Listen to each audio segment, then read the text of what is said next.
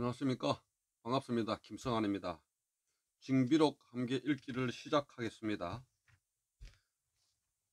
다음 날이 되자 적들은 경주성을 버리고 서생포로 도망가 버렸다. 경주성에 입성한 박쥐는 남아있던 곡식 마녀석을 얻게 되었다. 이 소식을 들은 임금께서는 그를 가선대부로 승진시키고 권응수는 통정대부, 정대임은 예청무수로 승진시켰다. 진천내를 날려보내 공격하는 방식은 예전에는 없던 방법인데 군기시의 화포장으로 근무하던 이장손이 장안한 것이다. 진천내를 대왕구에 넣고 쏘면 5, 600번은 충분히 날아가 떨어지고 잠시 후에는 저절로 폭발하였다. 그런 까닭에 적들은 이 무기를 가장 두려워하였다. 그 무렵 각 도에서는 수많은 의병들이 일어나 왜적을 물리치기 시작했다. 전라도에서는 전 판결사 김천일과 첨지 고경명 그리고 영해 부사로 일했던 최경회가 일어났다. 김천일은 자아를 사중으로라고 했으며 의병을 이끌고 경기도로 진격했다. 그러자 조정에서는 그에게 창의군이라는 군호를 내렸다. 그러나 성공하지 못하고 강화로 들어갔다. 고경명은 자를 이순이라고 했으며 부친은 맹령이었다. 그 또한 의병을 이끌고 여러 고을을 돌아다니며 왜적에 대항했는데 사움투에서 전사했다. 그러자 그의 아들 종후가 다시 일어나 복수군을 결성하였다. 최경해는 후에 경상 우병사에 올랐는데 진주 싸움에서 왜적에게 죽고 말았다. 경상도에서 활약한 사람은 현풍의 곽재우와 고령에서 봉기한 전 좌랑 김면, 합천의 전 장령 정인홍, 예안의 전 한림 김해, 교서정자 유종계, 초기의 이대조, 그리고 군의 교생 장사진 등을 들 수 있다. 기량이 뛰어났던 곽재우는 곽월의 아들이었다. 그와 부딪힌 적들은 그 이후로 그를 두려워하였다. 그가 정진을 지키자 적들은 의령으로 진출할 수 없었으며 백성들은 이것이 곽재우의 공이라고 여겼다. 김면은 무장이었던 김세문의 아들로 거창의 우측현 고을에서 적을 막아냈다. 이 사실이 조정에 알려지자 그를 우병사에 발탁했다. 후에 전쟁터에서 병을 얻어 목숨을 잃었다. 유종계는 군사를 일으킨 지 얼마 되지 않아 왜적과의 싸움에서 전사하였다. 그의 뜻을 높이 산 조정에서는 예조 참의를 추중하였다. 장사진은 여러 번에 걸쳐 왜적을 물리쳐 왜적들조차 장장군으로 부르며 두려워하였다. 이 때문에 군 위로는 적이 침범하지 못했다. 그러던 어느 날 적들이 복병을 숨겨두고 그를 유인하였다. 이 사실을 알지 못했던 그는 왜적을 끝까지 되쫓다가 덫에 걸리고 말았다. 끝까지 큰 소리로 외치며 적에 대항하던 그는 한 팔을 잘리자 남은 팔만으로 계속 싸웠다. 그러나 결국 힘이 다해 죽고 말았다. 이 사실을 알게 된 조정에서는 그에게 수군절도사를 추정했다. 충청도에서는 성녀 영규와 전 도독관 조헌, 전 청주 목사 김홍민, 서울 출신인 이산겸, 선비 박춘무, 충주 출신 조덕공, 내금이 조웅, 청주 출신 이봉 등이 활약했다. 용맹에 뛰어났던 영규는 조헌과 함께 청주를 수박하였으나 두 사람 모두 후에 금산 전투에서 전사하였다. 조웅은 말 위에 서서 달릴 만큼 용맹을 떨쳤으며 수많은 왜적을 죽였으나 그것 또한 전사했다. 경기도에서는 전 사간 우성전, 전정 정숙하, 수원 출신 최헐, 고양 출신 진사인호, 이산휘, 전 목사 남원경, 유학 김탁, 전 장랑 유대진, 충의위 이질, 서울 출신 홍계남과 선비 왕옥 등이 활동했다. 그 가운데 홍계남은 빠르고 용맹스러웠다.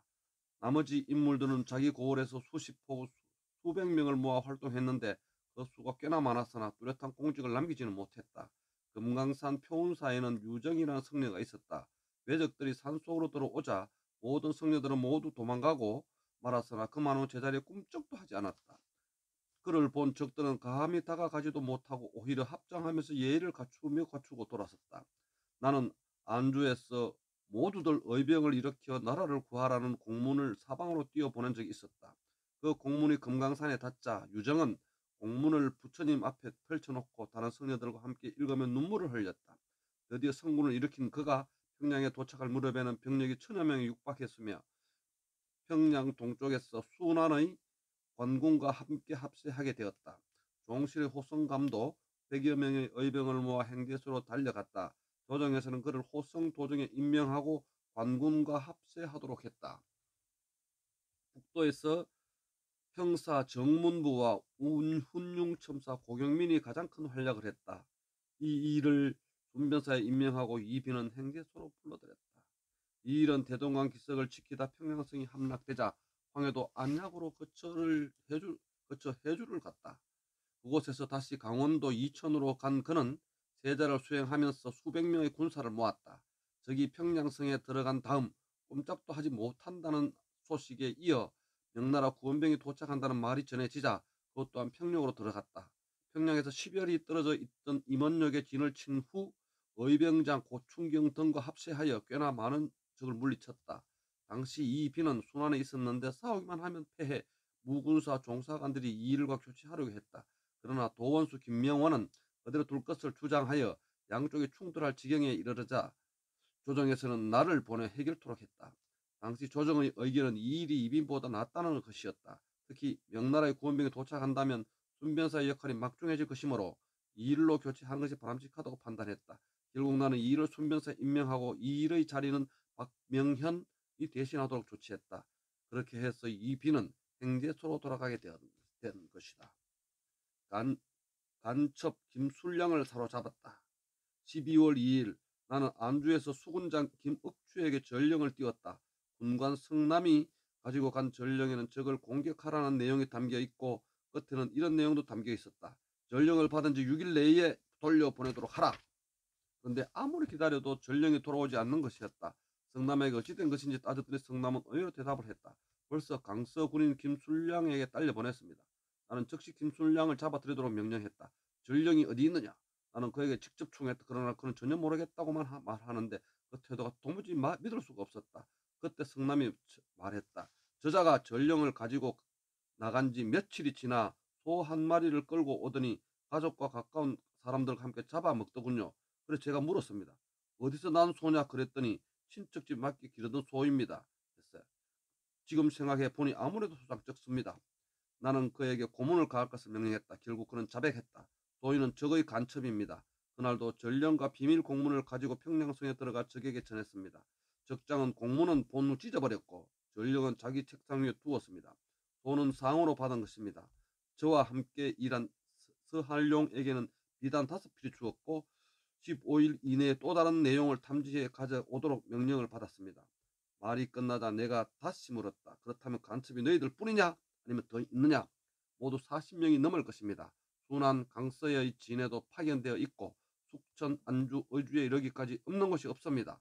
그래서 일이 벌어지는 대로 보고되는 것입니다. 깜짝 놀란 나는 임금께 그 내용을 보고하고 각 진해도 이 내용을 통지했다. 그렇게 해서 간첩을 잡아들이기 시작했다. 결국 도망간 자도 있으나 대부분 잡혀 들어왔다. 나도 성 밖에서 김술량을 목을 베었다. 이 사건이 얼마 후 명나라 군사가 도착했는데 이 정보는 왜적이 알지 못했다. 간첩 활동이 중지되었기 때문인 것이다. 참으로 우연히 벌어진 사건이었지만 하늘이 우리를 돕는 증거라 아니할 수 없다. 감사합니다. 다음에는 징비록 제2권으로 들어가서 계속하겠습니다.